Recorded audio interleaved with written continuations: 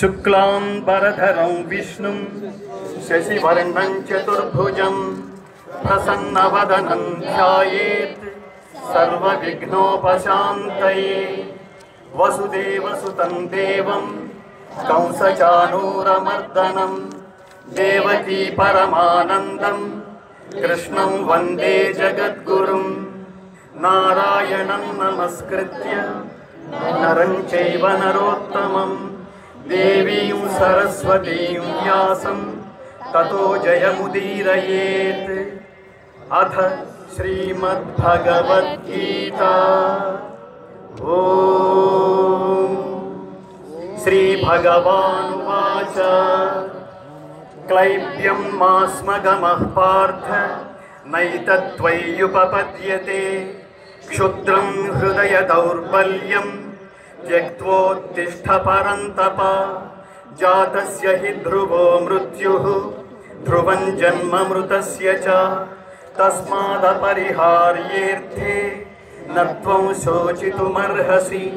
कर्मण्येवाधिकारस्ते मा फलेषु कदाचन मा कर्मफलहेतुर्भूः मा ते संकोऽस्त्वकर्मणि। दुःखेष्वनुद्विग्नमनाः सुखेषु विगतस्पृहः वीतरागभयक्रोधः स्थितधीर्मुनिरुच्यते। ध्यायतो विषयान् पुंसः सङ्गस्तेषूपजायते सङ्गात् सञ्जायते कामः कामात् क्रोधोऽभिजायते क्रोधात् भवति सम्मोहः सम्मोहात् स्मृतिविभ्रमः स्मृतिभ्रंशात् बुद्धिनाशः बुद्धिनाशात् प्रणश्यति।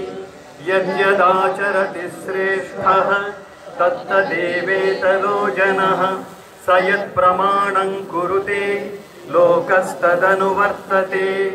श्रेयान् स्वधर्मो विगुणः परधर्मात् स्वनुष्ठितात् स्वधर्मे निधनं श्रेयः परधर्मो भयावहः। यदा यदा हि धर्मस्य ग्लानिर्भवति भारत अभ्युत्थानमधर्मस्य तदात्मानं सृजाम्यहम्। परित्राणाय साधूनां विनाशाय च दुष्कृतां धर्म संस्थापनार्थाय संभवामि युगे युगे। ब्रह्मार्पणं ब्रह्महविः ब्रह्माग्नौ ब्रह्मणाहुतं ब्रह्मैव तेन गन्तव्यं ब्रह्मकर्म समाधिना। ज्ञानेन तु तदज्ञानं येषां नाशितमात्मनः तेषामादित्यवज्ञानं प्रकाशयति तत्परम्। उद्धरेदात्मनात्मानं नात्मानमवसादयेत्। आत्मैवैहात्मनो बन्धुः आत्मैव रिपुरात्मनः। युक्ताहारविहारस्य युक्तचेष्टस्य कर्मसु युक्तस्वप्नावबोधस्य योगो भवति दुःखः। असंशयं महाबाहो मनो दुर्निग्रहं चलम्। अभ्यासेन तु कौन्तेय वैराग्येन च गृह्यते। पार्थ नैवेह नामुत्र विनाशस्तस्य विद्यते। न हि कल्याणकृत् कश्चित् दुर्गतिं तात गच्छति। मनुष्याणां सहस्रेषु कश्चित् यतति सिद्धये यततामपि सिद्धानां कश्चिन्मां वेत्ति तत्त्वतः। बहूनां जन्मनामन्ते ज्ञानवान् मां प्रपद्यते। वासुदेवः सर्वमिति स महात्मा सुदुर्लभः। अन्तकाले च मामेव स्मरन् मुक्त्वा कलेवरम्। यः प्रयाति समद्भावं याति नास्त्यत्र संशयः। आब्रह्मभुवनाल्लोकाः पुनरावर्तिनोऽर्जुन नामुपेत्य तु कौन्तेय पुनर्जन्म न विद्यते। अनन्याश्चिन्तयन्तो मां ये जनाः पर्युपासते तेषां नित्याभियुक्तानां योगक्षेमं वहाम्यहम् पत्रं पुष्पं फलं तोयं यो मे भक्त्या प्रयच्छति तदहं भक्त्युपहृतम् अस्नामि प्रयतात्मनः अहमात्मा गुडाकेश सर्वभूताशयस्थितः अहमादिश्च मध्यं च भूतानामन्त एव च यद्यद्विभूतिमत्सत्त्वं श्रीमदूर्जितमेव वा तत्तदेवावगच्छत्वं मम तेजोंशसम्भवं भक्त्या त्वनन्यया शक्यः अहमेवं विधोऽर्जुन ज्ञातुं द्रष्टुं च तत्त्वेन प्रवेष्टुं च परन्तप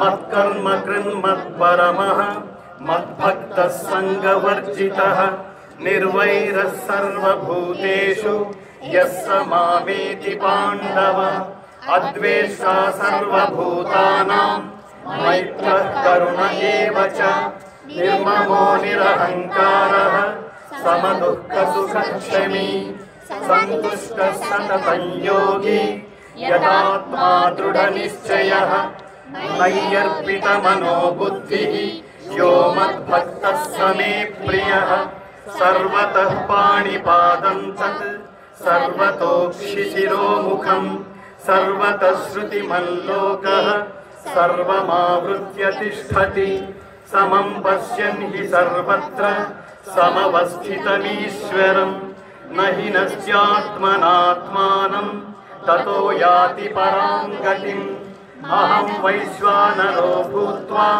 प्राणिनां देहमाश्रितः प्राणापानसमायुक्तः पचाम्यन्नं चतुर्विधं त्रिविधं नरकस्येदं द्वारं नाशनमात्मनः कामः क्रोधस्तथा लोभः तस्मादेतत्त्रयं त्यजेत् तस्माच्छास्त्रं प्रमाणन्ते कार्याकार्यौ व्यवस्थितौ ज्ञात्वा शास्त्रविधानोक्तं कर्म कर्तुमिहार्हसि अनुद्वेगकरं वाक्यं सत्यं प्रियहितं च यत् स्वाध्यायाभ्यसनं चैव वाङ्मयं तप उच्यते यज्ञदानतपः कर्म न त्याज्यं कार्यमेव तत् यज्ञोदानं तपश्चैव पावनानि मनीषिणाम् यतः प्रवृत्तिर्भूतानां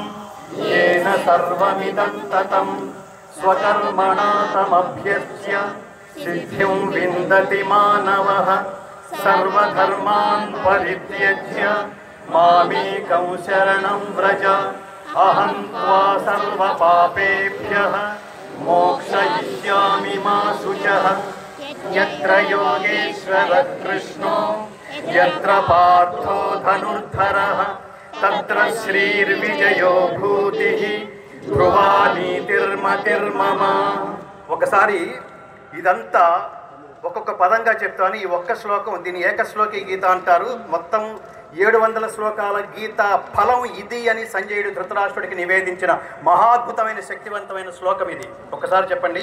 యత్ర యోగేశ్వరః కృష్ణః యత్ర పార్థః ధనుర్ధరః తత్ర శ్రీః విజయః భూతిః ధ్రువా నీతిః మతిః మమ.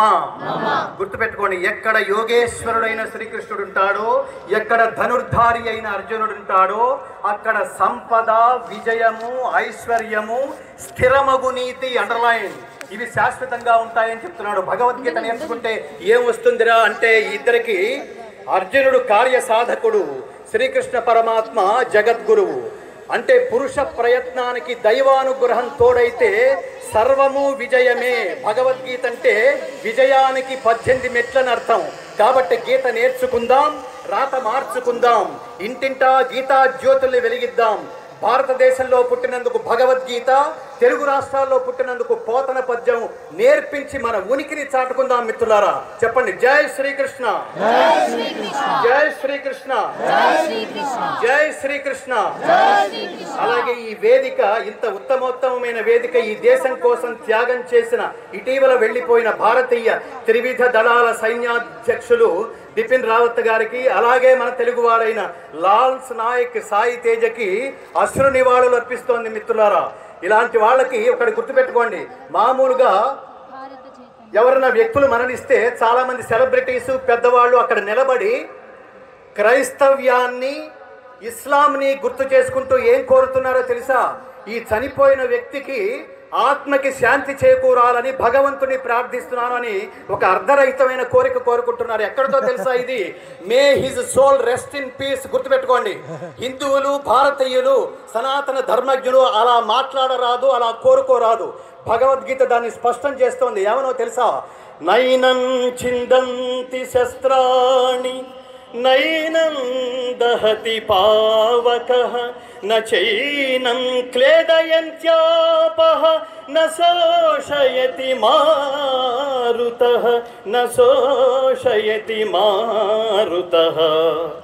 ఆత్మకి నాశనము లేదు, ఆత్మను శస్త్రములు ఛేదించవు, అగ్ని దహించదు, నీరు తడుపదు, వాయువు శోషింపజేయను, సాధ్యము కాదు. మరో చోట చెప్తున్నాడు, నజాయతే మ్రియతే వా కదాచిత్ నాయం భూత్వా భవితా వా న భూయః అజో నిత్య శాశ్వతోయం పురాణో న హన్యతే హన్యమానే శరీరే.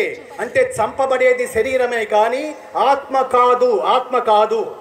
కాబట్టి మనం అక్కడ నిలబడి మనం ప్రార్థించాల్సింది ఏమిటో తెలుసా మిత్రులారా? జీవితంలో మన పరమాత్మని ప్రార్థించాల్సింది 2 కోరికలు.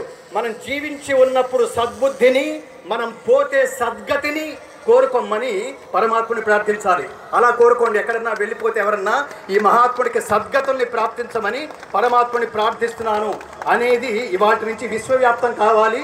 రెండవది, మరణ సమయాల్లో భగవద్గీతని దయచేసి అలా ప్లే చేసి భగవద్గీత ఆంతర్యాన్ని, భగవద్గీత పరమ లక్ష్యాన్ని అలా దాన్ని మిస్యూజ్ చేయరాదు. ఇవి గుర్తుపెట్టుకుని భగవద్గీత ఆంతర్యాన్ని, భగవద్గీత విస్తృతంగా ప్రచారం చేయండి. భగవద్గీత ఎంతమంది హిందువుల ఇళ్లలో ఉంది అంటే పెద్ద ప్రశ్న. రెండో ప్రశ్న, చదువుతున్నారా అంటే పూజ గది వైపుకి చూపించి పూజ గదిలో ఉందండి పుస్తకం అని చెప్తున్నారు. ఎంతమంది జ్ఞానులు భగవద్గీత జీవన విధానానికి రా, జీవితం ప్రారంభ దశలోనే భగవద్గీత అనే పాఠం నేర్చుకుంటే, ఈ పాఠం చెప్పిన వాడేవాడు కృష్ణ వందే జగద్గురు, వాడు యూనివర్సల్ టీచర్. వాడు మనకి చెప్పిన పాఠం ఏమిటో తెలుసా? భగవద్గీత. ఆ పాఠాన్ని నేర్చుకుంటే తర్వాత జీవితం నిస్వార్థంగా ఉంటుంది. తన జీవితంలో చేసిన తపశ్శక్తినంతా లోకం కోసం, మీ కళల్లో ఆనందం కోసమే కదా ఇక్కడున్న మహాత్ములు, స్వామీజీలందరూ మనకు పెడుతోంది. వివేకానంద అంటాడు, నిజమైన శాశ్వతమైన ఆనందం అంటే ఏమిటంటే మన వల్ల ప్రయోజనం పొందిన వాళ్ళ కళ్ళల్లో కనిపించే ఆనందం చూసి ఆనందించడమే నిజమైన శాశ్వతమైన ఆనందం అని.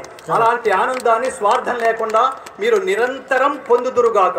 జై శ్రీకృష్ణ, జై శ్రీకృష్ణ.